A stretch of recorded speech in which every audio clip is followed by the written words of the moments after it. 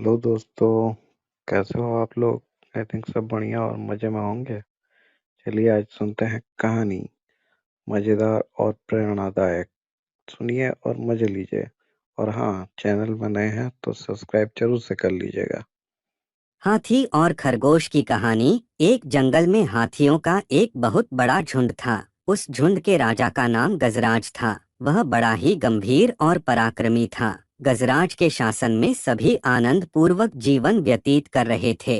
वह हर छोटे बड़े की समस्याओं का समाधान करता था। एक बार उसके क्षेत्र में वर्षा न होने के कारण सूखा पड़ गया। जंगल के सभी जानवर बहुत परेशान हो गए और पानी और खाने के लिए तरसने लगे।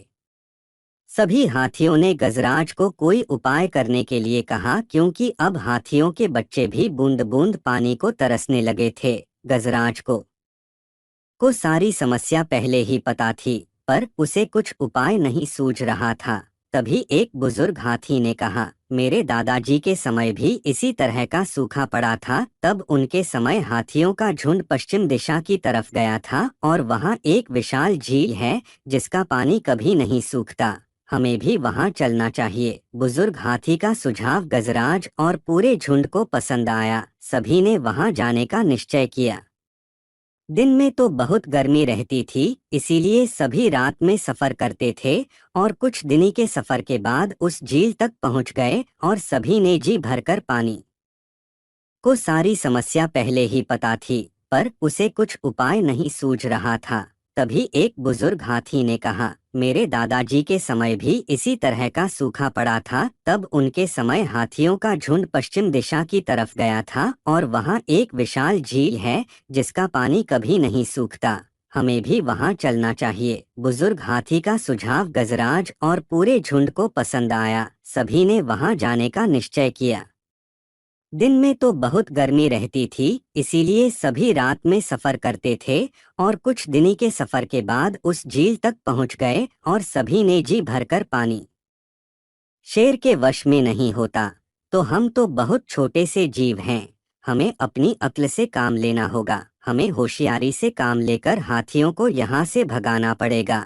इसके पश्चात उस खरगोश ने सभी को एक योजना बतलाई। सभी खरगोशों को उसकी योजना पसंद आई और उस पर अमल करने का निश्चय किया गया। योजना के तहत छोटू नाम के खरगोश को योजना का मुख्य किरदार चुना गया, क्योंकि छोटू खरगोश बहुत होशियार और बातें बनाने में बहुत माहिर था। सभी खरगोशों ने मिलकर छोटू को अपना दूत बनाया और हाथियों के पास भेजा। छोटू खरगोश एक ऊंचे टीले पर जाकर बैठ गया।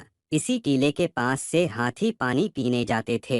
जैसे ही हाथियों का झुंड टीले के पास से गुजरा तो छोटू बोला, हे गजराज, मेरा नाम छोटू है और मैं चंद्रदेव का दूत हूँ। चंद्रमा हमारे स्वामी हैं और मैं उनका संदेश लेकर आया हूँ। गजराज और उनका झुंड सहसा वहाँ रुक गया और छोटे से खरगोश की बात सुनकर गजराज ने पूछा, अरे भाई, तुम क्या संदेश लाए हो? छोटू खरगोश बोला, आपका झुंड इस तालाब के पास आकर रहने लगा है, जिसके कारण यहाँ रहने वाले कई खरगोशों की हाथियों के पैरों के नीचे नीचे आने से मौत हो गई या फिर वो घायल हो गए हैं। यह सब देखकर हमारे आराध्य चंद्रमा देव बहुत नाराज हैं और अगर हाथियों का झुंड इस स्थान को छोड़कर नहीं गया तो वो आपको श्राप दे देंगे। गजराज को छोटू खरगोश की बातों पर यकीन नहीं हुआ और छोटू से पूछा, चंद्रदेव कहाँ हैं? मैं भी उनके दर्शन करना चाहता हूँ। छोटू बोला, आज चंद्रदेव स्वयं यहाँ आए हैं।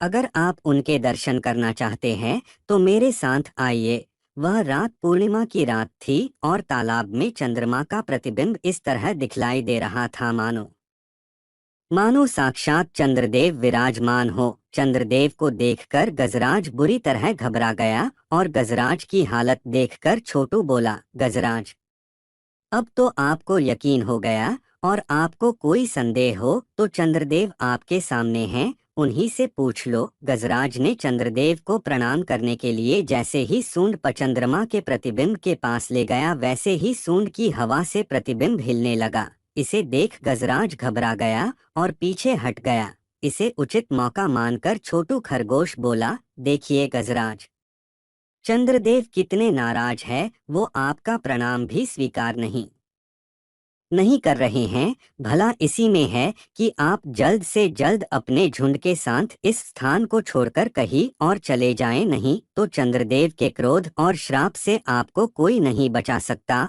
छोटू की बातें सुनकर और भय के कारण गजराज और उनका झुंड उस स्थान को छोड़कर चला गया। हाथियों के जाते ही खरगोशों में खुशी की लहर दौड़ गई और चारों तरफ छोटू खरगोश की जय जयकार होने लगी।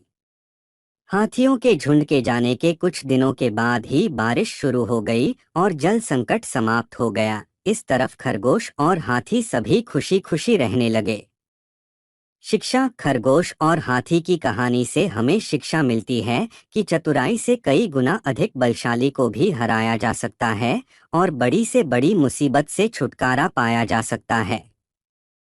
कहानी कैसे लगी मेरे प्यारे दोस्तों? अच्छी लगी तो लाइक शेयर अपने दोस्तों के साथ व्हाट्सएप और टेलीग्राम ग्रुप में ज़रूर से कीजिए ताकि कहानी पहुंचे सभी के पास। और ऐसे मज़ेदार कहानियां सुनने के लिए सब्सक्राइब ज़रूर कर ले जो भी नहीं किए हैं, ताकि आपको कहानी सुनने मिले सबसे पहले। सुनिए और मज़े लेते रहिए और कहानी से कुछ सीखते रहिए जो आपके लिए है।